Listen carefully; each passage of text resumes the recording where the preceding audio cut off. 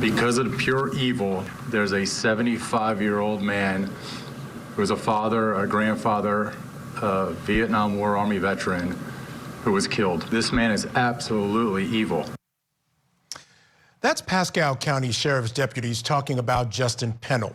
Now, he pleaded guilty yesterday for running down a 75-year-old man just for the thrill of it, apparently. And Pennell, who was just 21 at the time of the killing, agreed to plead no contest yesterday rather than stand trial. He will now face sentencing coming up tomorrow. We'll have that for you here on Court TV. Now, Pasco County Sheriff Chris Noko said Pennell spent months thinking about killing before he went through with it.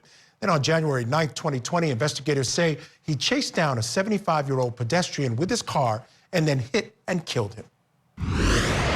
This man is absolutely evil. It was almost for him pleasurable. He actually laughed to the detectives when he said, "I saw the victims, scared." No other way around saying this. This is just, who does this? Yesterday in court, the prosecutor walked through the events of that day. Take a listen to some of that. Are you satisfied with the help and advice of your attorneys? Yes, ma'am.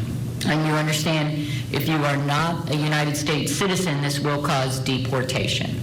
Yes, ma'am. All right, State, can you put a factual basis on the record, please? Yes, Judge.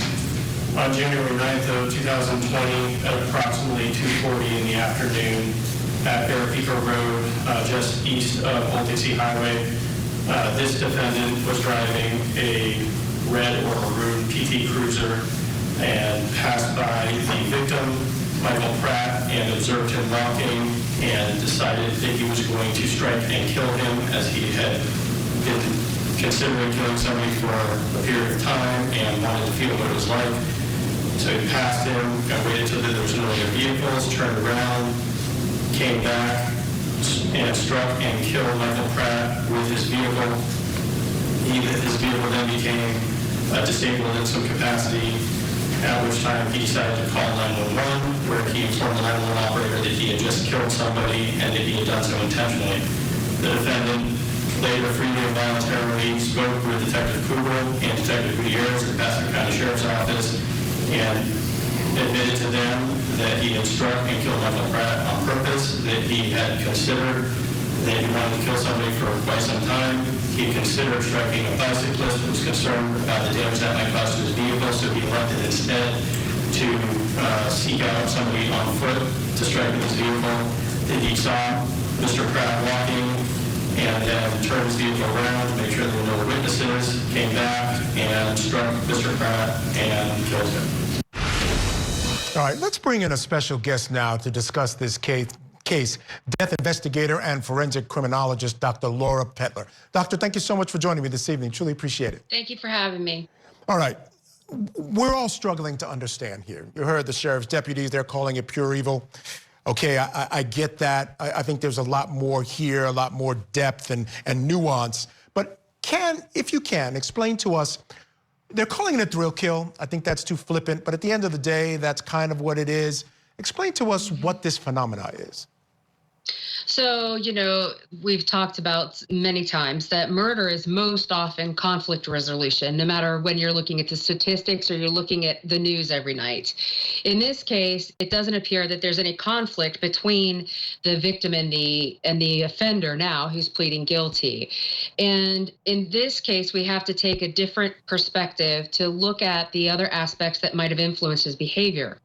Basically, a thrill kill is usually a premeditated act that an offender thinks about for a very long time and then engages in that behavior because he wants this emotional payoff as excitement.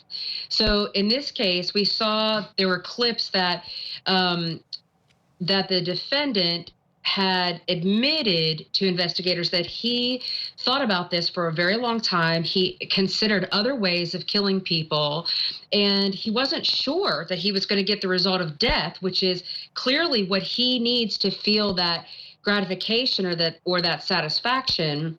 And therefore, he chose to strike somebody with his vehicle to ensure death. And it seems also, Michael, that he's very, very focused on the death aspect as opposed to the torture aspect, which I find very interesting about this defendant.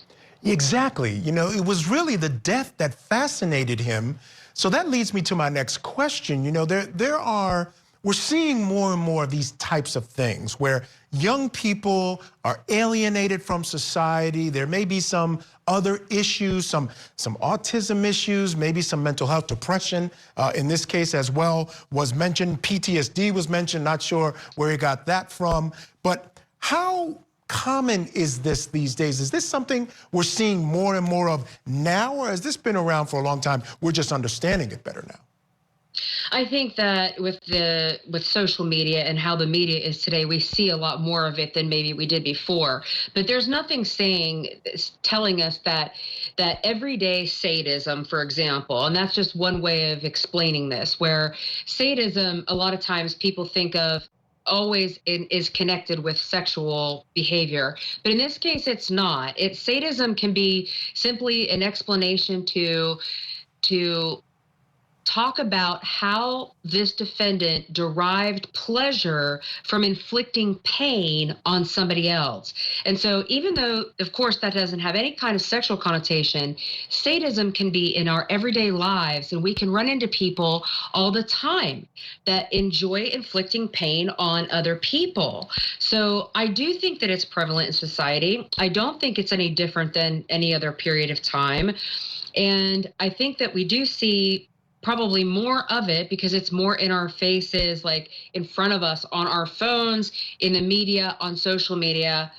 You know, I definitely think that we have more access to it at this point. Yeah, you know, you make a great point about pain and people inflicting pain. My mother would always tell me, people in pain inflict pain. So there's a lot of people out there in pain, right? We're just seeing more of it. But here's something very important to me, and I want you to clarify for our audience. You know, autism and mental health, they're not synonymous with violence. This is not something that I want people to think that, you know, because someone's on the spectrum or because someone has mental health issues, that you can bet that violence is going to spring from that. That's certainly not the case. That's correct.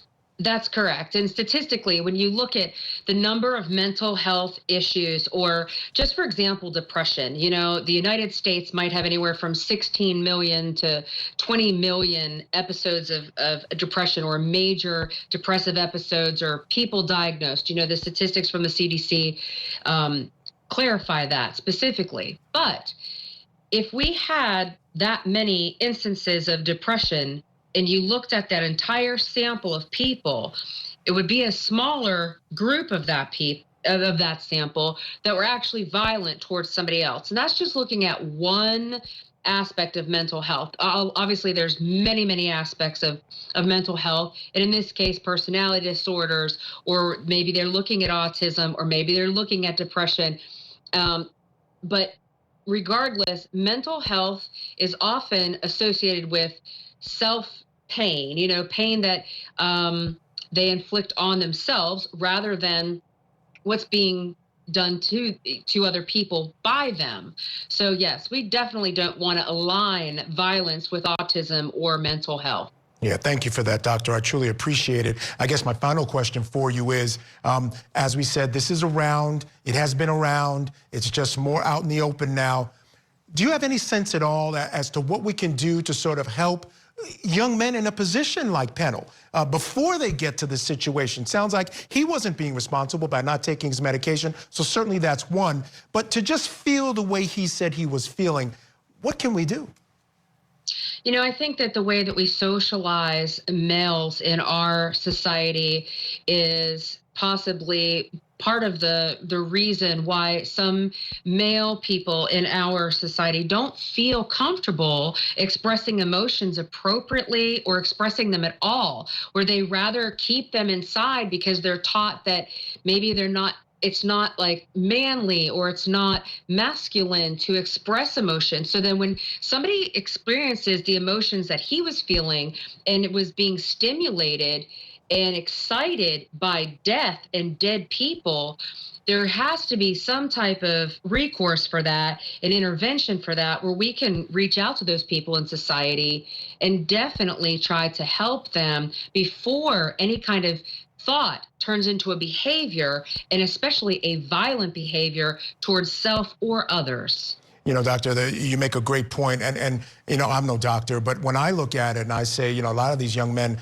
are getting their sense of manhood from video games, right? And what do we see in video games? That's what I what's mean. manhood?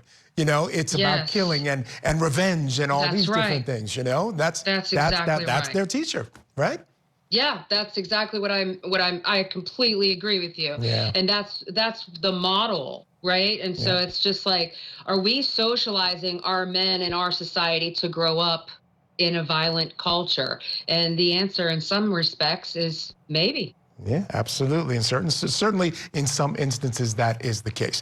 All right, Dr. Laura Pettler, I want to thank you so much for joining me this evening. Truly appreciate it. Thank you so much for those insights. Really fantastic stuff. Thank you. All right, you have a great evening. We're going to take a break right now. There are